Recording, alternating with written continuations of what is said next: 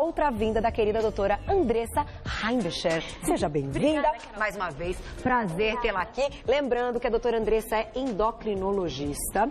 E começamos a falar então do diabetes, né? Há 15 dias. Chegaram muitas dúvidas, né? Eu acho que você recebeu essas dúvidas também. Muitas. Então hoje a gente vai fazer uma pauta informativa, porém prática. Isso. Né, doutora? Com muitas coisas que você trouxe aqui, que eu acho importante que o público saiba, porque quantas pessoas podem estar utilizando de maneira errada, né? Tudo isso que está aqui na mesa. Mas para a gente abrir a pauta, eu vou pedir para os meninos colocarem um VT, que a gente vai ilustrar, retomando um pouquinho o assunto da última vez, o que acontece no nosso organismo, enfim, como é liberada essa insulina para a gente entender. Vamos lá, doutora, eu vou pedir para você explicando, então. Aqui a pessoa acho que vai tomar aí, né? Ela vai como tomar se fosse um refrigerante, né, que tem açúcar, ou um suco, né, enfim. E o que acontece? E aí, justamente, os refrigerantes, eles são compostos de glicose e de frutose. E foi a glicose que lembra daquela aulinha que eu dei, que a gente absorve. O que acontece? A gente vai acabar absorvendo frutose e glicose quando a gente toma o refrigerante. Quando o pâncreas, ele recebe essa informação de que chegou glicose, ele vai liberar o quê? Insulina. E aí, aqui a gente tem, inclusive... A gente tem o quê? A medida dessa glicose no sangue, que a gente vai fazer aqui ao vivo hoje. Que isso é um dos nossos objetivos, ensinar a fazer, que é importante que a gente faça essa medição, para a pessoa ter ideia do quanto está essa glicemia. Perfeito, né? perfeito. E aí, olha, a gente tem... O que acontece? Diga lá. O nosso fígado, ele também é um regulador dessa glicose no sangue, é ele que vai ajudar com que a gente possa, o pâncreas e o fígado trabalhando em conjunto, é que vai regular o nível de açúcar no nosso sangue. Então, é isso que a gente vai entender de uma maneira prática, por que os medicamentos são indicados. Exato. A gente tinha dito na última vez, doutora, que o seguinte, algumas pessoas precisavam da insulina. Exato, para poder controlar os níveis de açúcar no sangue. Outras não, não. Né? Que isso é uma indicação médica. Isso. Nesse caso, então, se você quiser começar por aqui, quem tem a indicação da insulina?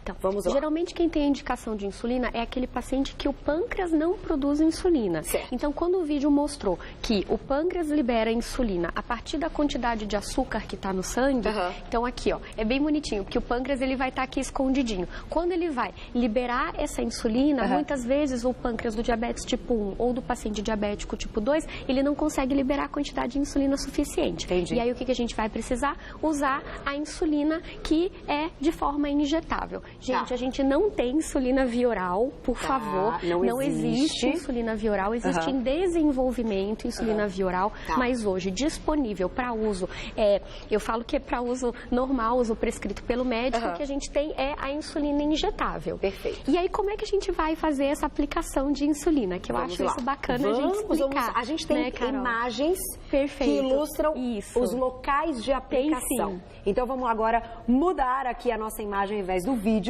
A gente vai colocar as imagens desses locais de aplicação e vamos ensinar como é que vai fazer essa medição. Então, e aí? Um dos locais de aplicação de insulina é em volta da região umbilical, que a gente chama de região periumbilical e um pouquinho mais nessa lateral aqui. Eu gosto de explicar assim, o paciente que precisa usar insulina, ele vai aplicando como se fosse um reloginho cada aplicação. Então, ele aplica meio-dia, 1h da tarde, 2, 3, 4, 5, 6. Principalmente porque algumas vezes essa região tem vasinhos sanguíneos. Então, faz um hematoma pequenininho. Então, é bom a gente sempre ir variando o local da aplicação para poder não formar fibrose e não formar hematomas consecutivos no mesmo local. Perfeito. Se a gente seguir as imagens, a gente vai ter um segundo local de aplicação, Carol. Então tem outra possibilidade. Tem outros locais. Ó, a gente tem aqui a coxa, na região lateral de coxa. Às vezes, dependendo da pessoa, o médico pode orientar para fazer um pouco na região posterior de coxa, mas basicamente nessa região lateral de coxa que a gente também vai poder aplicar a insulina. E aí tem um espaço, assim, um espaço grande, que também é bom e variando, Exato. Né? O que normalmente eu oriento é fazer que nem uma escadinha. A gente começa de baixo para cima e vai subindo para não poder fazer a aplicação no mesmo local, para não sensibilizar o mesmo local. Perfeito. E temos mais uma imagem, vamos lá. Que é um bracinho. Então, aqui a gente tem o muque, né? Então, essa região, que é a região posterior do braço, a gente gente pode usar como aplicação. Essa o paciente às vezes fala, ai, Andressa, como é que eu vou fazer essa aplicação? Às vezes é tão difícil. Então tem um macete, gente. Ele ensina. Que é o seguinte, você senta numa cadeira e você apoia o braço na cadeira. Porque normalmente a gente orienta o quê? Fazer a prega e fazer a aplicação.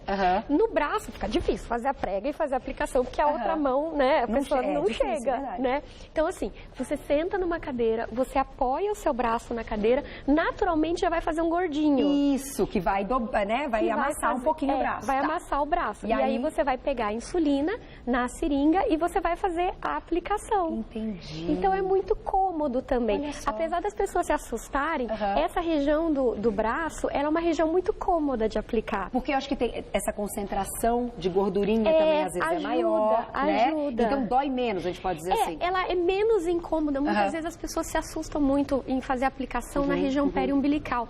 Então dá pra fazer. E um outro macete quando for fazer a aplicação na perna, cruza a perna para meninos e meninas.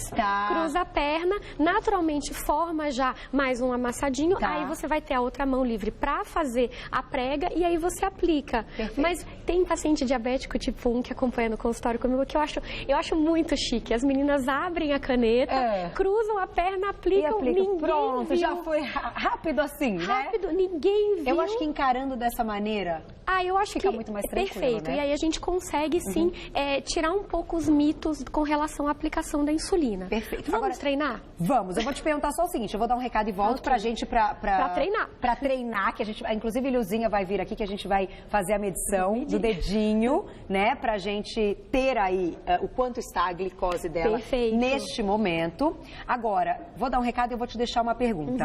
O ideal, então, é que as pessoas variem sempre os locais de aplicação. Perfeito. Isso. Tem que variar os locais de aplicação. Fiz no braço, amanhã eu faço na perna, tal. Tem alguns cuidados que precisa fazer. Por exemplo, se a pessoa vai correr, eu não oriento fazendo a perna. Por quê? Porque vai acelerar a circulação ali no local e a gente pode alterar a absorção de insulina. Então, tem alguns cuidados que o médico vai orientar. Às vezes, a pessoa vai fazer exercício de braço na academia. Não aplica no braço. Se vai correr ou fazer exercício de perna, não aplica na perna. Vai fazer abdominal? Não aplica na barriga. Perfeito. Né? Gestante, normalmente, a gente orienta a não aplicar na barriga na gestação avançada. Que bom que você tocou nesse assunto, porque chegaram várias perguntas de diabetes gestacional.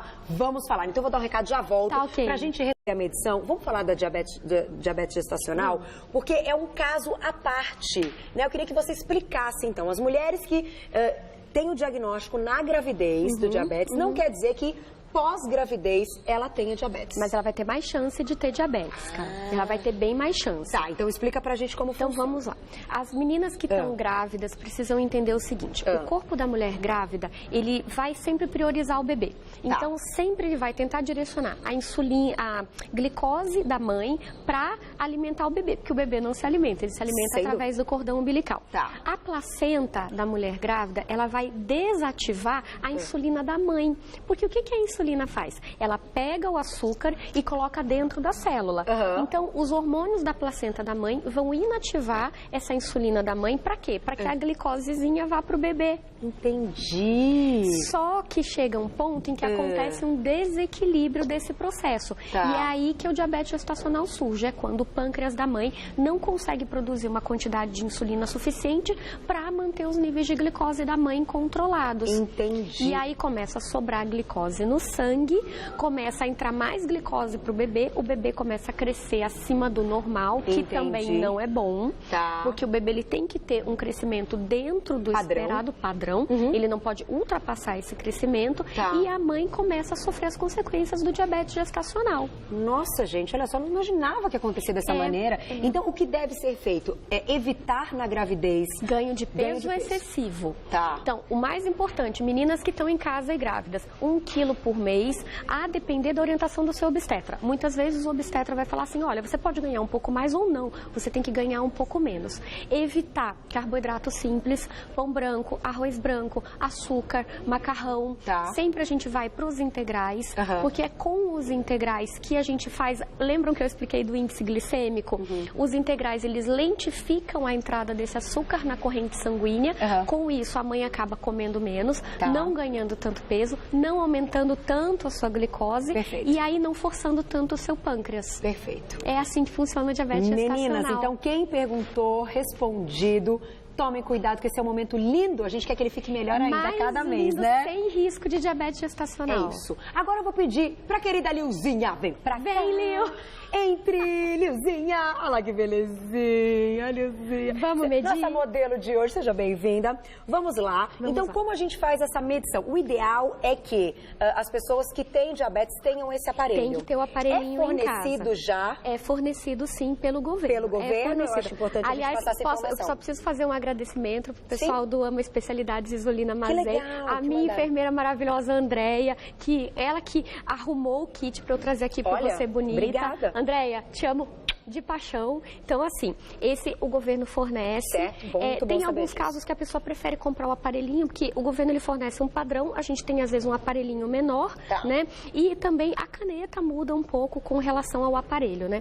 Eu trouxe essa caneta aqui, essa caneta é super de fácil aplicação e é ela que a gente vai usar para furar a Lilzinha, tá? Vamos lá, Lilzinha, então, assim, vamos a primeira lá. coisa que a gente precisa tomar cuidado numa caneta é o seguinte, aqui a gente vai encaixar o quê? As agulhinhas, que normalmente vão estar no kit. Gente, isso varia de lancetador para lancetador. Isso aqui a gente chama de lancetador, tá?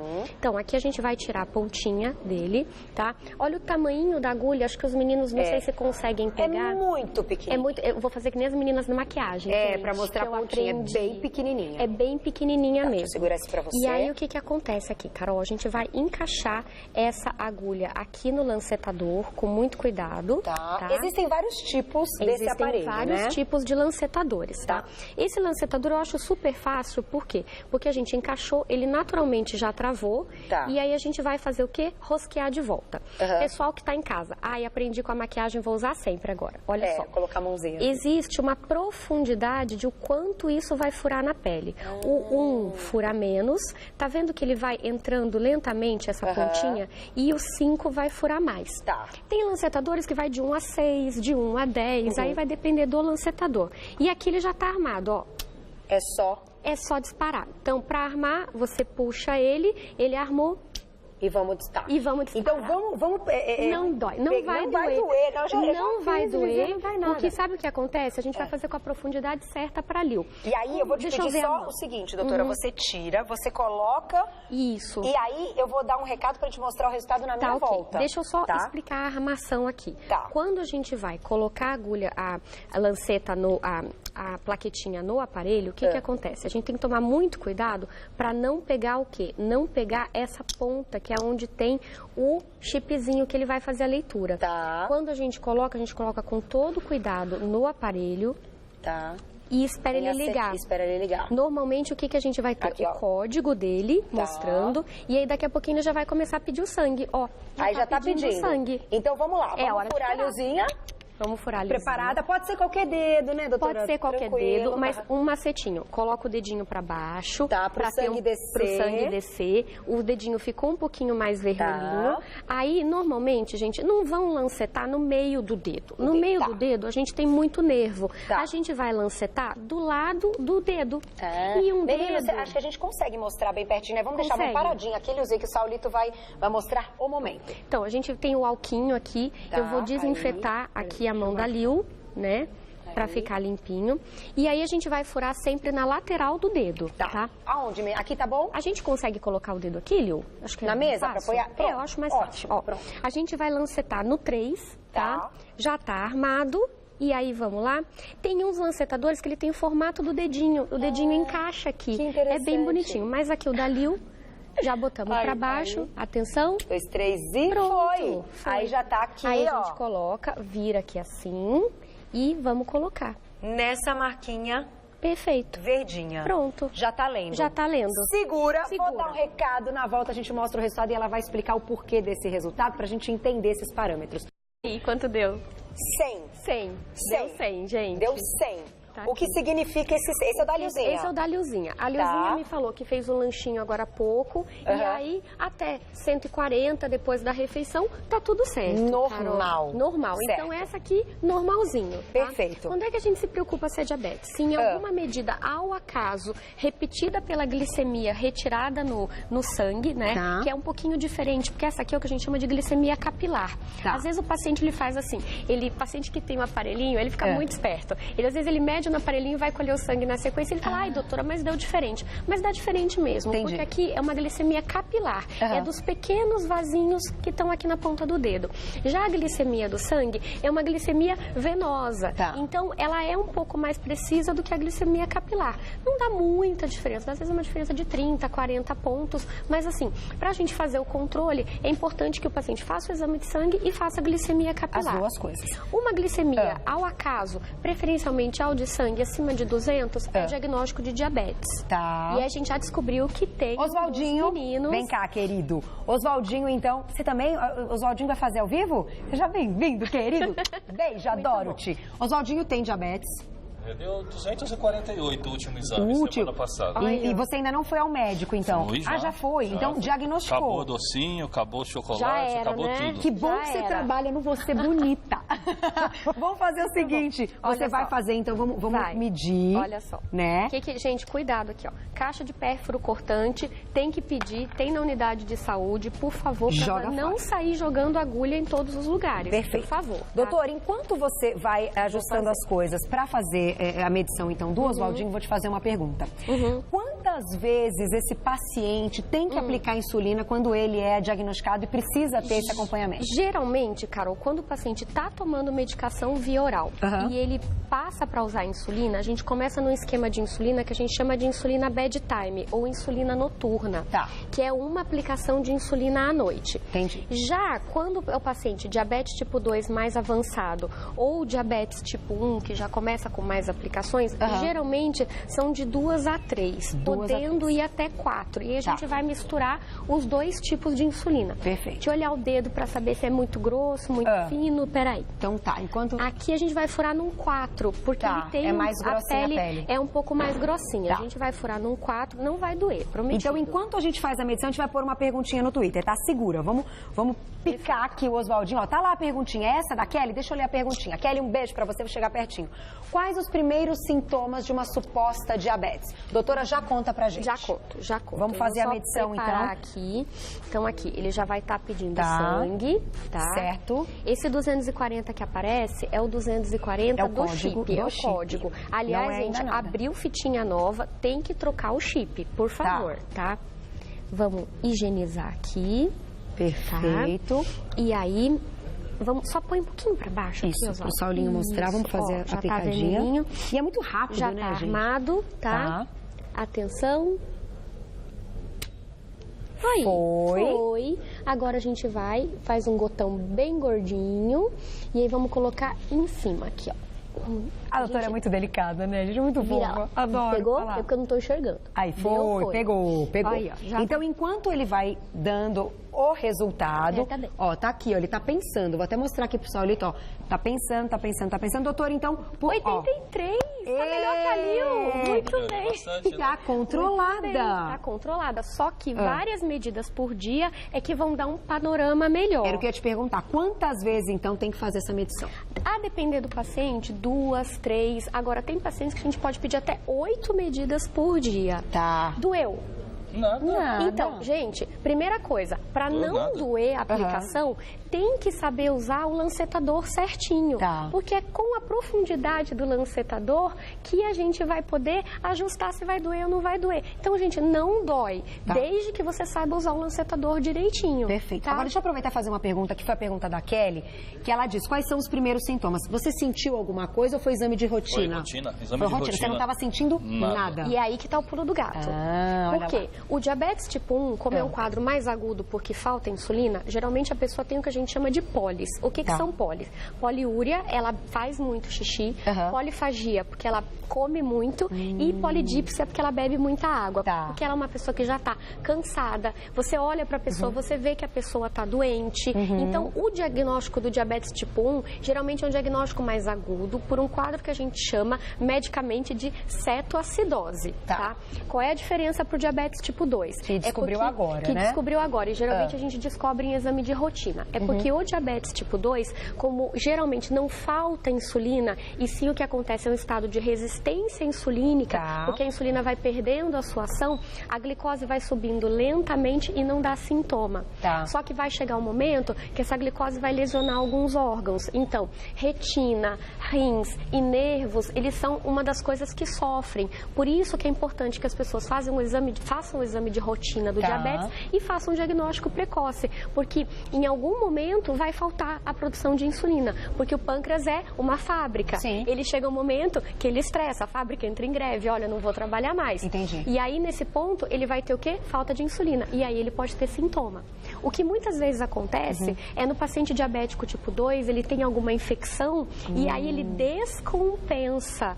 Ou seja, é um paciente que tem uma glicemia de jejum de 115, 120, faz o teste, passou para 130, 140, ele já tem o diagnóstico, mas está bem controlado, porque não está sentindo nada, pega uma infecção, uma pneumonia, uma gripe, alguma coisa, e ele vai descompensar, porque o pâncreas dele não vai ter a capacidade de produzir insulina a mais. Oswaldinho, você tá ótimo. A médica falou que assiste o seu programa, falou, vai comendo as dietinhas da Carola. Ela falou?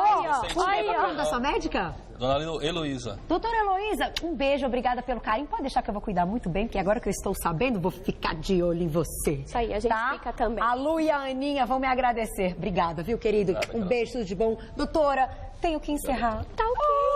Eu volto. Faltou falar da aplicação. Então vamos fazer o seguinte, você volta, a gente continua. Estão chegando várias perguntas, inclusive na próxima vinda a gente vai falar desse lance do estresse, que também pode aumentar a chance de desenvolver o diabetes. Eu sei que estão chegando várias perguntas. Na próxima vinda, então, vamos retomar as perguntas. Prometo para vocês, mas sempre um prazer tê-la aqui. Prazer é todo Quem quiser, a gente